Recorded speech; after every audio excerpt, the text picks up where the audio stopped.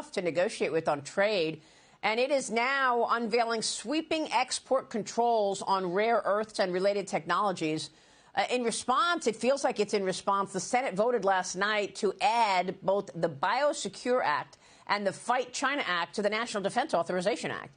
The measures would block federal funding for certain Chinese biotech companies, and it would ban U.S. investments in sensitive Chinese sectors. Last year's version of the Biosecure Act was dropped from the final defense policy bill over concerns about naming specific companies, Congressman. Will it stick this time, do you think? And what's your reaction to what China is doing and the U.S.'s reaction?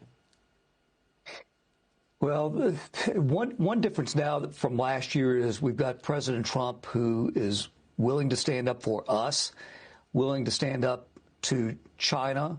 Obviously, the United States Senate is taking the same tack. But look, to me, there's so many different folds when you talk about China.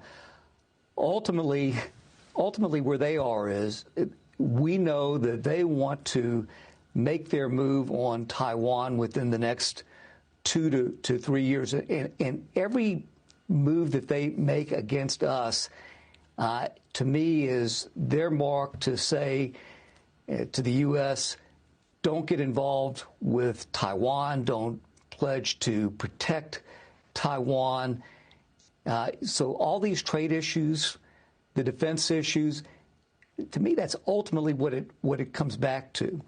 Now, we know that President Trump is going to be meeting with President Xi shortly within the next several weeks.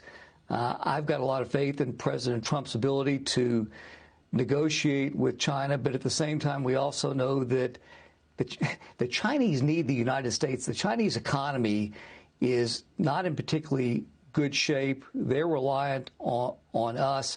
So I think that there are deals to be made, but first and foremost for President Trump, he needs to get done what he's trying to get done with Israel and Hamas over the next several days.